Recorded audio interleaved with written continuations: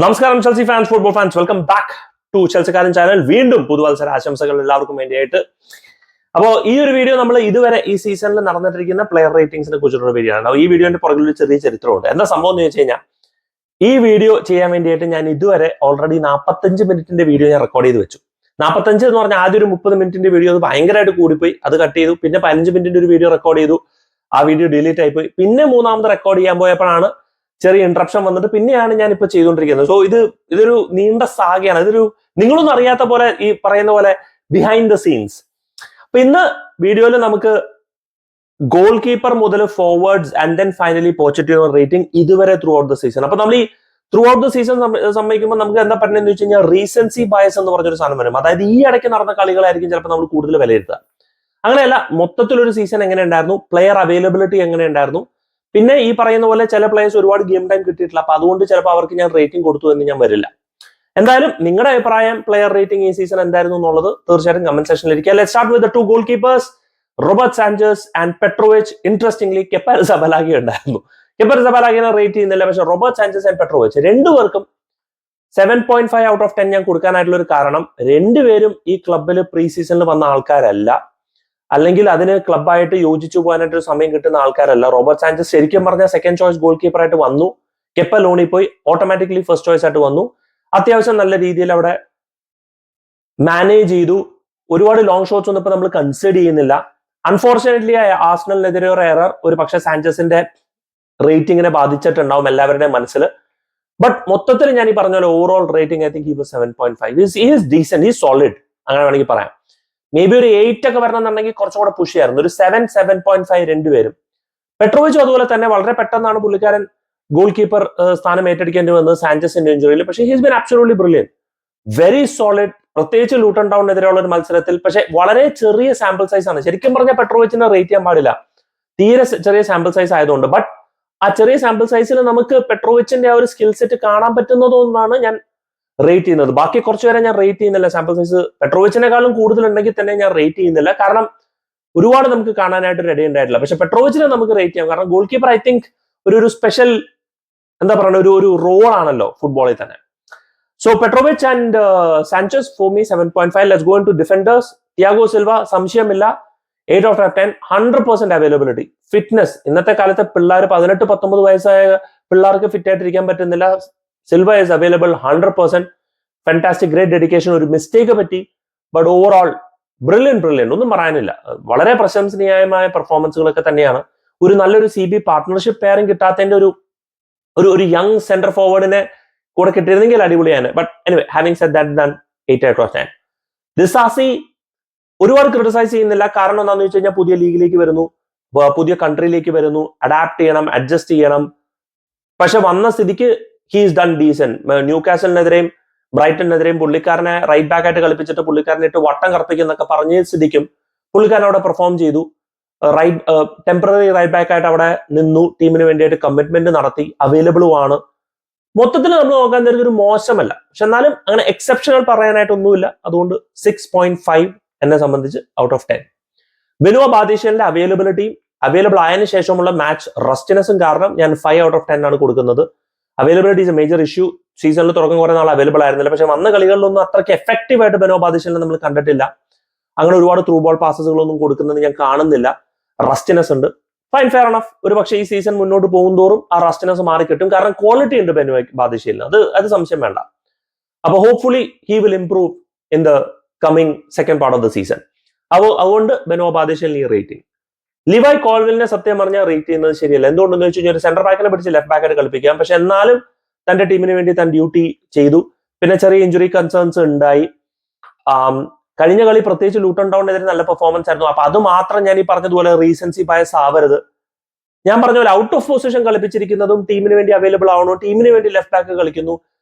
മിക്കാലം മുഡ്രിക്കിന്റെ first assist കൊടുത്തത്, കഴിഞ്ഞ കളിയിൽ പ്രീ അസിസ്റ്റ് കൊടുത്തതൊക്കെ ലെവായ് കോൾവിൽ തന്നെയാണ്. അപ്പോ ഒരു ബയസ് ഇല്ലാണ്ട് ഒരു 6.5 ഔട്ട് ഓഫ് 10 കൊടുക്കാനായിട്ടാണ് എന്റെ മനസ്സ് പറയുന്നത്. വെറും പെർഫോമൻസ് മാത്രമാണെങ്കിൽ ചിലപ്പോൾ കുറച്ചും കൂടെ കുറയാം, പക്ഷെ അങ്ങനെ മാത്രം നോക്കിയിട്ട് നമ്മൾ കാര്യമില്ലല്ലോ. Mark കുക്കുറയ I think he was fantastic. ആ റൈറ്റ് ബാക്ക് കളിച്ചതിന് ശേഷം മാഞ്ചസ്റ്റർ യുണൈറ്റഡിനെതിരെ. ആൻഡ് ദെൻ അവിടെ നിന്ന് പുള്ളിക്കാരൻ മാഞ്ചസ്റ്റർ യുണൈറ്റഡ് അല്ല ഇതിനു മുമ്പ്, സോറി, പക്ഷെ അതിന് ശേഷം ഹീസ് ബീൻ ബ്രില്യന്റ്. ഒരു ഭയങ്കര ഒരു കമ്മിറ്റ്മെന്റ്. ഈ പറയുന്ന പോലെ ഒരു ചൊറിച്ചിൽ ഒരു ഡിഫൻഡർ എന്ന് വേണമെന്നുണ്ടെങ്കിൽ മാർക്ക് കുക്കുറേനെ കട്ട്റൂമ്പ് എന്ന് വേണമെങ്കിൽ നമുക്ക് വിശേഷിപ്പിക്കാം. കട്ട്റൂമ്പ് ഡിഫൻഡർ, അങ്ങനെ ഒരു ടൈപ്പുള്ള ഒരു അറ്റാക്കിംഗ് ഔട്ട്പുട്ട് മോശമാണ്, ബട്ട് അതിനല്ല പുള്ളിക്കാരൻ നമ്മൾ അറിയപ്പെടേണ്ടത്. ആ ഒരു കമ്മിറ്റ്മെന്റും ആ ഒരു ഡെഡിക്കേഷനും തന്റെ ടീം സ്പോട്ട് ഫൈറ്റ് ചെയ്യാൻ വേണ്ടിയിട്ട് ആഗ്രഹിക്കുന്ന ഒരു പ്ലെയറും ഉള്ള ഒരു സ്ഥിതിക്ക് 7/10. ഈ ഒരു കോണ്ടെക്സ്റ്റിൽ പെർഫോമൻസും തീർച്ചയായിട്ടും നമ്മൾ അവിടെ വിലയിരുത്തേണ്ട ഒരു കാര്യമാണ്. സോ 7/10. ബെൻ ചിൽവെലിനെ റേറ്റ് ചെയ്യുന്നില്ല, സാമ്പിൾ സൈസ് കുറവാണ്, പിന്നെ കളിച്ചതൊക്കെ ലെഫ്റ്റ് വിങ്ങിലാണ്, അതുകൊണ്ട് ബെൻ ചിൽവെലിനെ റേറ്റ് ചെയ്യുന്നത് ശരിയല്ല. റൈറ്റ് ബാക്കിലേക്ക് വന്നു കഴിഞ്ഞാൽ Malo ഗുസ്റ്റോ, I think he's been very very good. പ്രത്യേകിച്ച് കഴിഞ്ഞ 2-3 കളികളായിട്ട് വളരെ വളരെ എക്സലന്റ് ആണ്. സീസൺ തുടക്കം കുറച്ച് സ്ലോ ആയിരുന്നു, പിന്നെ ഈ പറയുന്ന പോലെ കൺസിസ്റ്റന്റ് ഗെയിം ടൈം, ചെറിയ ഇഞ്ചുറി അവൈലബിലിറ്റി ഒക്കെ വെച്ച് നോക്കാൻ നേരത്ത് എന്നെ സംബന്ധിച്ച് മാർക്ക് കുക്കറയുടെ അതേ റേറ്റിംഗ് ആയിരുന്നു. സീസൺ ത്രൂ ഔട്ട് അവൈലബിൾ ആയിരുന്നു. ഒരേ കൺസിസ്റ്റന്റ് പെർഫോമൻസ് കൊടുക്കാൻ പറ്റിയിരുന്നെങ്കിൽ ചിലപ്പോൾ ഞാൻ കുറച്ചും കൂടെ കൂടുതൽ റേറ്റിംഗ് കൊടുത്തത്. So for me Malo ഗുസ്റ്റോ is 7/10. Reece James 2 yellow card മേടിച്ചു, റെഡ് കാർഡ് മേടിച്ചു, sample size is very less, injury on and of. അതുകൊണ്ട് ഞാൻ റീസ് ജെയിംസിനെ ഒരുപാട് ഞാൻ റേറ്റ് ചെയ്യുന്നില്ല, കാരണം പെർഫോമൻസ് മാത്രം വെച്ച് റേറ്റ് ചെയ്യാൻ പറ്റില്ലല്ലോ, പ്ലെയർ അവൈലബിലിറ്റിയും കൂടെ നമുക്ക് വെച്ച് നോക്കണ്ടേ. അതുകൊണ്ട് ഞാൻ റീസ് ജെയിംസിനെ ഞാൻ റേറ്റ് ചെയ്യുന്നില്ല. അതോടെ തന്നെ നമ്മുടെ സെന്റർ ബാക്കിൽ കഴിഞ്ഞു. ചാലബ ടീമിൽ കളിച്ചിട്ടില്ല, അതുകൊണ്ട് നമുക്ക് അധികം ചാലബനെ കുറിച്ച് പറയാനുമില്ല, ടീമിൽ കളിച്ചിട്ടില്ല. അതുകൊണ്ട് നമുക്ക് മിഡ്ഫീൽഡേഴ്സിൽ നിന്ന് തന്നെ തുടങ്ങാം. Let start with Caicedo. Caicedo pre season ഉണ്ടായിരുന്നില്ല, അതുകൊണ്ട് ഗെയിം അവൈലബിലിറ്റി ഇഷ്യൂ ആയിരുന്നു.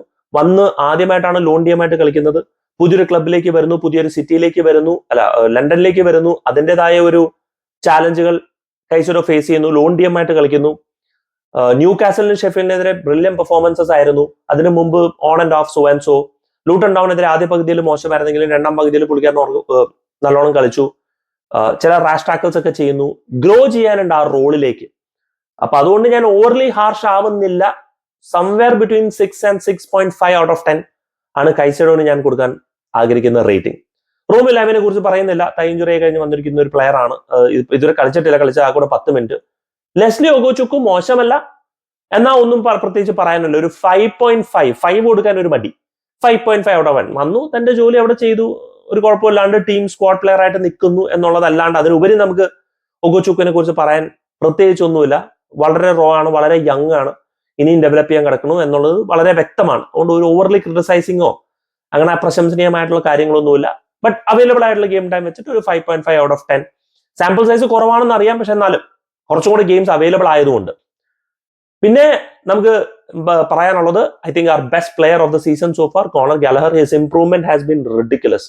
ഒരു ഗോളും ആ ജാക്സന് കൊടുത്തൊരു അസിസ്റ്റ് ഫിനിഷ് ചെയ്തിരുന്നു എന്നുണ്ടെങ്കിൽ കുറെ കൂടെ നമുക്ക് ഒന്ന് പുഷ് ചെയ്യാമായിരുന്നു. സോ ഒരു goal is lacking from corner Gallagher, but that's fine. 100% dedication, tackles, interceptions, number 6, number 8, number 10 എല്ലാ റോളും കളിച്ചിട്ടുണ്ട്. പോർച്ചുഗലിന്റെ മോസ്റ്റ് ഇമ്പോർട്ടന്റ് പ്ലെയർ, അതുകൊണ്ട് ഒരു സംശയമില്ല 9/10 തന്നെയാണ്.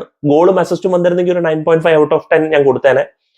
The most dedicated player in Chelsea, 100% available, no injury concern so far, touch wood, അത് അങ്ങനെ തന്നെ ഇരിക്കട്ടെ. സിൽവയെ പോലെ തന്നെ ബ്രില്യൻ അവൈലബിലിറ്റി, വളരെ വളരെ പ്രശംസനീയം. അൺഫോർച്ചുനേറ്റ്ലി ഒരു ഗെയിമിൽ അനാവശ്യമായിട്ട് 2 യെല്ലോ കാർഡ് മേടിച്ചു, നമ്മൾ ലീഡ് ചെയ്തിരിക്കുന്ന സമയത്ത് റെഡ് കാർഡ് മേടിച്ചു. ആ റാഷ് ടാക്കിൾസ് ഒക്കെ ഇനിയും വരും. ആ ഒരു യൂത്തിന്റെ ഇൻഎക്സ്പീരിയൻസ് അവിടെ കാണിക്കുന്നുണ്ട്. But overall I think the best player so far throughout the season, തുടക്കം മുതൽ എടുക്കാൻ നേരത്ത് 9/10 is for me is Conor Gallagher. പിന്നെ കാർണെ ചുക്വമെക്ക ചെറിയ സാമ്പിൾ സൈസ് ആണ്, നമ്പർ 10 ആയിട്ട് കളിച്ചുകൊണ്ടിരുന്നു. ഐ തിങ്ക് പുള്ളിക്കാരന്റെ ഒരു മിസ് ഹാസ് ബീൻ ഹ്യൂജ്. പോച്ചറ്റിൻ ആ സ്പോട്ടിലേക്ക് ഒരുപാട് പേരെ യൂട്ടിലൈസ് ചെയ്തിട്ട് കറപ്പിക്കാൻ വേണ്ടി കറക്കാനായിട്ടൊരു ശ്രമമായിരുന്നു. ചെറിയ സാമ്പിൾ സൈസ് കാർണെ ചുക്വമെക്കാനെ ഞാൻ അത് കാരണം ഞാൻ റേറ്റ് ചെയ്യുന്നില്ല. Enzo Fernandez is a big question mark. കാരണം he's been played out of position. ലിവർപൂളിനെതിരെയുള്ള മത്സരം പുള്ളിക്കാരൻ കിട്ടുമായിരുന്നു, അടിപൊളിയായിട്ട് ആദ്യത്തെ മത്സരം കളിച്ചു. പിന്നെ നമ്പർ 6, 8 ആയിട്ട് കളിപ്പിക്കുന്നു, പിന്നെ നമ്പർ 10 ആയിട്ട് ഒരുപാട് കളിപ്പിക്കുന്നു, ഔട്ട് ഓഫ് പൊസിഷൻ കളിപ്പിക്കുന്നു. ഔട്ട് ഓഫ് പൊസിഷൻ കളിക്കുമ്പോൾ his performance is not been great. So performance വെച്ച് മാത്രം നമുക്ക് എൻസോ ഫെർണാണ്ടസിനെ റേറ്റ് ചെയ്യാൻ പറ്റാത്ത ഒരു സിറ്റുവേഷൻ ആണ്. പെർഫോമൻസ് മാത്രമാണെങ്കിൽ മേ ബി ഒരു 6/10 അല്ലെങ്കിൽ ഒരു 5.5/10. പക്ഷെ ഇത്രയും ടാലന്റ് ആയിട്ടുള്ള പ്ലെയറിനെ ഔട്ട് ഓഫ് പൊസിഷൻ കൊണ്ട് കളിപ്പിച്ചിട്ട് ലെവി കോൾവിലിനെ പോലെ തന്നെ, അത് പക്ഷെ ഭയങ്കര ഔട്ട് ഓഫ് പൊസിഷൻ ആണ്, പുള്ളിക്കാരൻ പറ്റിയൊരു റോളേ അല്ല. അതുകൊണ്ട് എൻസോ ഫെർണാണ്ടസിനെ റേറ്റ് ചെയ്യാൻ സത്യം പറഞ്ഞാൽ മനസ്സ് വരുന്നില്ല. പക്ഷെ പെർഫോമൻസ് മാത്രം വെച്ച് നോക്കുകയാണെങ്കിൽ മേ ബി ഒരു 6 അല്ലെങ്കിൽ ഒരു 6.5/10 വേണമെങ്കിൽ പറയാം. മേ ബി കുറച്ചും കൂടെ ഹാർഷ് ആവാം, പക്ഷെ ഞാൻ ഹാർഷ് ആവുന്നില്ല ഈ ഔട്ട് ഓഫ് പൊസിഷൻ കളിപ്പിച്ചിരിക്കുന്നതുകൊണ്ട്. അതോടെ തന്നെ നമ്മുടെ മിഡ്ഫീൽഡ് കഴിഞ്ഞിരിക്കുകയാണ്. നമുക്കിനി പോകാനുള്ളത് ഫ്രണ്ട് ഫോറിലേക്ക്. ലെഫ്റ്റ് വിങ്ങിൽ നിന്ന് നമുക്ക് തുടങ്ങാം. സ്റ്റെർലിംഗ് 27-28 വയസ്സ്, വളരെ എക്സ്പീരിയൻസ്ഡ് ആയിട്ടുള്ള ഒരു player, English player, premier league proven ആയിട്ടുള്ള പ്ലെയറിന്റെ കയ്യിൽ നിന്ന് നമ്മുടെ എക്സ്പെക്ടേഷൻ ഈ ലെവൽ പെർഫോമൻസ് ആണ്, അതും ഹൈ ലെവൽ കൺസിസ്റ്റന്റ് പെർഫോമൻസ്. അത് കാണിച്ചിട്ടില്ല for me. So that's been very very disappointing. Yes, ചില കളികളൊക്കെ നമ്മൾ ജയിപ്പിച്ചിട്ടുണ്ട്, ചില കളികളൊക്കെ ഭയങ്കര ഇമ്പാക്ട് കൊണ്ടുവന്നുണ്ട്. പക്ഷെ അതിനെല്ലാം നമ്മൾ 3,50,000 കൊണ്ട് കൊടുത്ത് വെച്ചിരിക്കുന്നത്. You need this level of performance every game. That is the pressure that you take. അത് ഡെലിവർ ചെയ്തിട്ടില്ല. So sorry for me. May be very harsh, ശരിക്കും ഹാർഷ് പറയുകയാണെങ്കിൽ 4 out of 10 ആണ്. ബട്ട് കൺസിഡറിങ് ഹിസ് കോൺട്രിബ്യൂഷൻ എന്നെ സംബന്ധിച്ച് 5 out of 10 ഞാൻ കൊടുക്കാൻ മനസ്സ് വരുന്നു. മിക്കാലോ മുഡ്രിക് ചെറിയ സാമ്പിൾ സൈസ് ആണ്, പക്ഷെ ഇംപ്രൂവ്മെന്റ് കാണാനുണ്ട്. പ്രത്യേകിച്ച് ക്രിസ്റ്റൽ പാലസിനെതിരെയുള്ള ഒരു മത്സരത്തിൽ he showed that improvement. 2 goal, very calm under pressure in front of goal. പെനൽറ്റിയും വളരെ കാം ആയിട്ട് സ്കോർ ചെയ്തൊരു മനുഷ്യനാണ്. ഇയാൻ മാറ്റസൺ ഒരു അടിപൊളി ത്രൂ ബോൾ കൊടുത്തു. ഇയാൻ മാറ്റസൺ അൺഫോർച്ചുനേറ്റ്ലി ഇത് ഫിനിഷ് ചെയ്യാൻ പറ്റിയില്ല. So definitely a lot of potential. They are very excited to see. Rate ചെയ്യുന്നില്ല, കാരണം എനിക്ക് തോന്നുന്നു too much of a small sample size to rate for Mykhailo Mudryk. അതേപോലെ തന്നെ ഇപ്പുറത്തെ വിങ്ങറിൽ പെട്ടെന്ന് ഞാൻ ടച്ച് ബേസ് ചെയ്യാണ് നോണി മാഡോയ്ക്ക്. എഗൈൻ റേറ്റ് ചെയ്യുന്നില്ല, വന്നു 2 ഗോൾ അടിച്ചു. രണ്ടാമത്തെ ഗോൾ വാസ് എ റോക്കറ്റ്. ആദ്യത്തെ പെനൽറ്റി പുള്ളിക്കാരൻ നമുക്ക് വേണ്ടി ജയിച്ചു, പുള്ളിക്കാരൻ അത് സ്കോർ ചെയ്തു easily. Again very very potential player. Excited to see Mykhailo Mudryk and Noni Madueke 2 wing. In the middle, the next person is, of course, signing of the season. The boy who became the city boy who became a Chelsea man in the Peter Drury പറഞ്ഞ കമന്ററിയിൽ Cole അഥവാ cold Palmer. What a signing. What a signing. സീസണിന്റെ തുടക്കം മുതൽ ഉണ്ടായിരുന്നില്ലെങ്കിലും വന്നതിന് ശേഷം it's been in immediate impact. Availability 100%. ഒരു കളിക്ക് മാത്രം എന്തോ ഫസ്റ്റ് ഹാഫിൽ മാത്രം അവൈലബിൾ ആയിരുന്നില്ല എന്നുള്ളത്. Absolutely brilliant signing for Chelsea. Top player. Very happy to see. 9 out of 10. യാതൊരു സംശയമില്ല. അപ്പോ ഒരു എന്താ പറയണം, ഭയങ്കര ഹാപ്പി, വളരെ ഹാപ്പി നമുക്കൊരു ക്രിയേറ്റീവ് പ്ലെയർ കോൾ പാൽമർ കിട്ടിയാണ്. What a signing by Joe Shields. Brilliant. Thank you so much. വളരെ വളരെ അപ്രീഷിയേറ്റീവ് ആയിട്ടുള്ള ഒരു സൈനിങ് തന്നെയാണ്. Very very looking forward for Cole Palmer's performance for rest of the season. അതുപോലെ തന്നെ നമുക്ക് ഫ്രണ്ടിലേക്ക് കടക്കാം. എൻകുങ്കുവിനെ ഞാൻ റേറ്റ് ചെയ്യുന്നില്ല, കാരണം വളരെ ചെറിയ സ്മോൾ സാമ്പിൾ സൈസ്. പക്ഷെ I M impressed with what ever I seen of Nkunku. കാരണം എന്താണെന്ന് വെച്ചാൽ കോൾ പാൽമർ ഇപ്പുറത്തെ ഒരു കൂൾനെസ് ഉണ്ടെങ്കിൽ എൻകുങ്കു വളരെ കാമാണ്. പെനൽറ്റി ബോക്സ്, ഒപ്പോണന്റ് പെനൽറ്റി ബോക്സിന്റെ മുന്നിൽ ചെന്നിട്ട് ബോളിന്റെ മേലിൽ സ്റ്റഡ് വെച്ചിട്ട് ഇങ്ങനെ വെയിറ്റ് ചെയ്ത് നോക്കാൻ പറ്റണമെന്നുണ്ടെങ്കിൽ, അതും പൊതുവെ ഫാസ്റ്റ് ആയിട്ട് കളിക്കുന്ന ഒരു പ്രീമിയർ ലീഗ് പറയപ്പെടുന്ന ഒരു പ്രീമിയർ ലീഗിൽ പുള്ളിക്കാരൻ അങ്ങനെ വെയിറ്റ് ചെയ്യാന്നുള്ള ഗട്ട്സ് ഉണ്ടെങ്കിൽ that speaks volume about A players mentality. True balls ഒക്കെ പിക്ക് ചെയ്യാൻ ശ്രമിച്ചിട്ടുണ്ട്. മേ ബി കഴിഞ്ഞ കളിയിൽ ഔട്ട് ഓഫ് പൊസിഷൻ കളിപ്പിച്ചു, അത് പിന്നെ ഒരു റിക്കറിംഗ് ടീമാണ്. ബട്ട് ഹാവിംഗ് സെഡ് ദാറ്റ് ഞാൻ റേറ്റ് ചെയ്യുന്നില്ല, പക്ഷേ I'm excited to see Nkunku. Nicolas Jackson. Now സ്റ്റേർലിങ്ങിന് കർശനമായിട്ട് ഞാൻ പറയുകയാണെന്നുണ്ടെങ്കിൽ നിക്കോളസ് ജാക്സൺ അത്രയ്ക്ക് കർശനമായിട്ട് പറയാൻ പറ്റില്ല. എന്തുകൊണ്ടെന്ന് ചോദിച്ചു കഴിഞ്ഞാൽ പ്രായത്തിന്റെ അല്ല, ഇങ്ങനൊരു ലീഗിൽ ടോപ്പ് ക്ലബിൽ കളിച്ച് എക്സ്പീരിയൻസ് ഇല്ലാത്തൊരു മനുഷ്യനാണ്. ഈ ഇടയ്ക്ക് റീസെന്റ് സ്ട്രൈക്കറായ ഒരു വ്യക്തിയാണ്. ചെൽസിയിൽ വരുന്നു, എല്ലാവരും ഡ്രോഗ്ബ എന്ന് പറഞ്ഞ് കമ്പാരിസൺ വരുന്നു. ആ പ്രഷർ ഹാൻഡിൽ ചെയ്യണം. എന്നാൽ തന്നെയും തന്റെ ഗോൾ ടാലിയിൽ അവിടെ ഗോൾസ് ഉണ്ട്. ഒരു കണക്കിൽ പറഞ്ഞു കഴിഞ്ഞാൽ യെസ്, ആ ഗോൾസ് എങ്ങനെ വന്നു എന്നുള്ളത് നമ്മൾ കാണുന്നത് നമുക്കറിയാം. എത്രയോ ചാൻസസ് മിസ്സായി. പക്ഷെ ഓവർലി ക്രിട്ടിസൈസ് ചെയ്യാൻ പാടില്ല എന്ന് എന്റെ മനസ്സ് പറയുന്നു. ഒരുപാട് വർക്ക് ചെയ്യുന്ന ഒരു പ്ലെയർ ആണ്. എല്ലാവരും പറയുന്നു ഫിനിഷിംഗ് മാത്രമേ ഉള്ളൂ. ഫിനിഷിംഗ് ആണ് ഏറ്റവും വലിയ ഇമ്പോർട്ടന്റ് ആയിട്ടുള്ള ഒരു ഘടകം. ബട്ട് ഓവർലി ഞാൻ ക്രിട്ടിസൈസ് ചെയ്യുന്നില്ല. സോ അതുകൊണ്ട് ഫോർ ഹിസ് കമ്മിറ്റ്മെന്റ്, ഒരു ന്യൂ ക്ലബ്, ഒരു ന്യൂ എൻവയോൺമെന്റ്, 6.5 out of 10. വേണമെന്നുണ്ടെങ്കിൽ കുറച്ചും കൂടെ ആ പറയുന്ന ഒരു സ്നേഹത്തിന്റെ പുറത്ത് 6.5 out of 10. ബ്രോയ അഗൈൻ ചെറിയ സാമ്പിൾ സൈസ്. കണ്ട സാമ്പിൾ സൈസിന് ഞാൻ ഇംപ്രസ്ഡ് ആയില്ല. പക്ഷെ ലൂട്ടൺ ടൗണിനെതിരെ നല്ല ഹോൾഡ് പ്ലേ ആയിരുന്നു. അതുകൊണ്ട് ബ്രോയനെ ഞാൻ ഓവർലി ക്രിട്ടിസൈസ് ചെയ്യാൻ ഞാൻ ആഗ്രഹിക്കുന്നില്ല. വളരെ ചെറിയ സാമ്പിൾ സൈസ് ആണ്, കൂടുതലൊന്നും പറയാനില്ല. പിന്നെ പ്ലേയേഴ്സിനെ കുറിച്ച് പറയാൻ അധികം ഇല്ലാത്തത് ഇയാൻ മാറ്റസൺ ആണ്. ഔട്ട് ഓഫ് പൊസിഷൻ ആണ് കളിപ്പിച്ചിരിക്കുന്നത്.